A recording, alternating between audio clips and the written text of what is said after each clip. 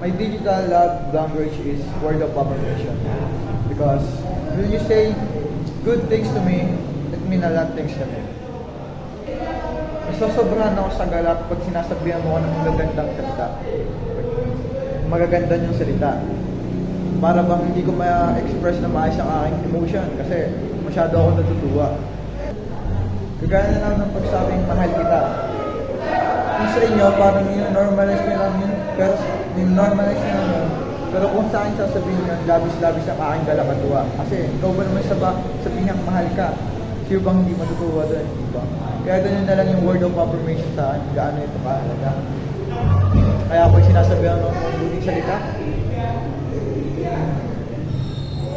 feels like I'm in heaven now. So my digital love language is physical touch. Because when hugging, and also kapag magkahawak ang aming mga kamay, nakakalimutan ko ang problema na aking ininda. Kapag kasama ko siya, pag magkasama kami, at lalo na sa tuwing magkayakap kami, para bang wala ako sa mundong ito, at parang nasa langit na ako. And also, kapag namamasyal na kami, lalo na sa mga, like example, dun sa Mulye, dun sa lugar namin sa Puerto, pag namamasyal kami magkahawak ang kamay, gaano talagang yung galak na nararamdaman ko, lalo na pag kasama ko siya. At yun lang yung digital love language ko. Yun lang, bye-bye.